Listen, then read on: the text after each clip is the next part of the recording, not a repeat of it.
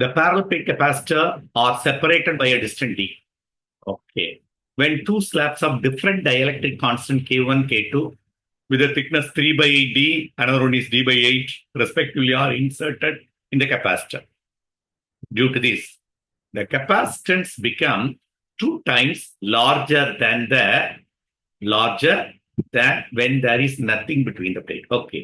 Assume K1 value, K2 value கொடுத்துட்டாங்க. என்ன கேட்டிருக்குன்னா K1 value வேணும். We have a parallel plate capacitor.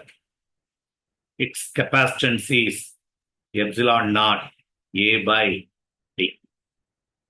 This is actual capacitance. ஆனா இப்போ இதுல என்ன இருந்திருக்குன்னா இதே கெப்பாசிட்டரோட டயக்ராம இப்படியே போடுறேன். இது ஆக்சுவல் கெப்பாசிட்டர் சி.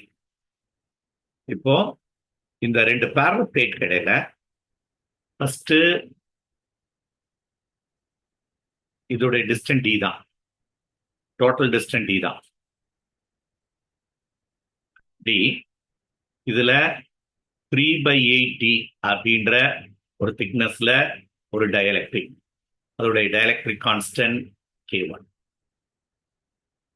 அடுத்த ஒரு திக்னஸ்ல இன்னொரு டயலெக்ட்ரிக் கான்ஸ்டன்ட் K2, அதோடைய திக்னஸ் வந்து D by 2. அப்ப இன்னொரு திக்னஸ் இருக்கு.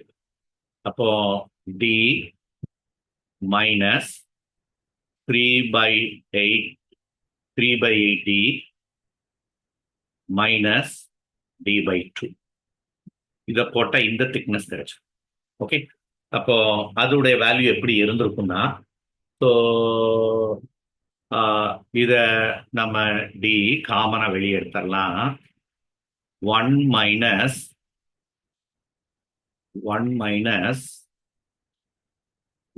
by 8 minus 1 by 2 or minus a common எடுத்த 18 ஆக்கிடலாம், minus a common எடுத்துடலாம். So this term will be 16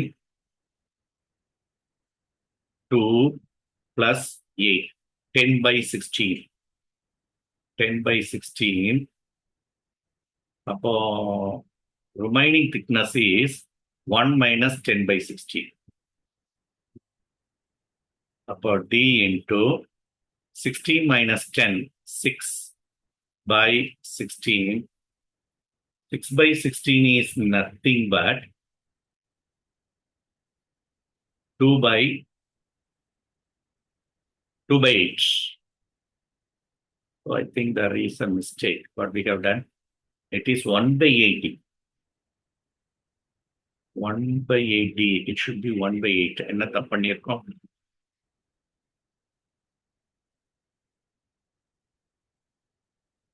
okay.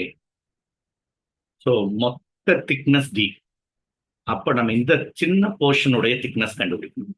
First 3 by 2 டின்ற ஒரு டயலெக்ட்ரிக், D by 2ன்ற இன்னொரு டயலெக்ட்ரிக், மூணாவது ஃப்ரீ ஸ்பேஸ், அதோடைய thickness D minus 3 by 2, 3 by D, மறுபடியும் D by 2 subtract பண்றோம். So இது என்ன வந்துருச்சுன்னா D by 8. ஓகே. இதெல்லாம் சீரீஸ்ல வச்சா அதுதான் கொடுத்துருக்கான். When they kept series, the effective capacitance become 2C. ஒரிஜினலா C இருந்தது, இதெல்லாம் வச்ச பிறகு capacitance become 2C. ஓகே. என்ன கேட்டிருக்குன்னா இந்த K1 வேல்யூ கேட்டிருக்கு. Now let us go one by one. C1 is the first portion of the capacitor. So we can able to do K1, the epsilon or epsilon naught A by D, epsilon naught A by D. D is nothing but 3D by 8. 3D by 8, which can be written as epsilon naught A by D is the original capacitance. So it can be written as 8 K1C. Similarly, what is the second portion?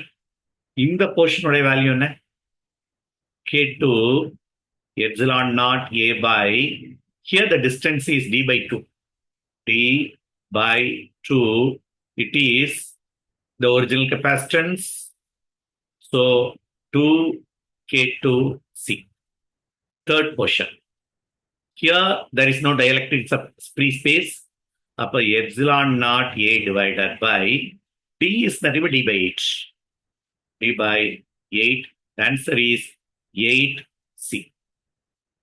The most important is all are series.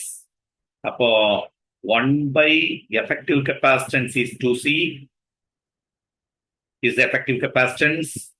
So what we can able to do? The effective capacitance is 2C, which is equal to 1 by C1 plus 1 by C2 plus 1 by C3. இதை calculate பண்ணி K1 value substitute பண்ணி அப்ப K2 value கண்டுபிடிக்கணும். So K2 value, K1 is this amount. So in terms of K2 கொடுத்தாங்க. அப்ப K2 will be substitute பண்ணா K1 எடுத்துடலாம். போடுவோமா இந்த சம? So எப்படி போடலாம்? 1 by 2C equal to 1 by C1. C1 இருக்க இடத்துல 8 K1C plus 1 by C2 2 K2C plus 1 by C3 8C. C எடுத்து காமனா கேன்சல் பண்ணியாச்சு. ஓகே, ஸோ 8 by இங்க விட்டுட்டோம். 8 by 3 here 2 கரெக்ட். அப்ப இங்க வந்து 8 by 3. So 8 by 3 3 by 8 K1, 1 by 2 K2 and 1 by 8. இப்போ 1 by 2 equal to 3 by 8. நமக்கு K1 தான் கண்டுபிடிக்கணும், அண்டர்ஸ்டாண்ட் பண்ணிக்கலாம்.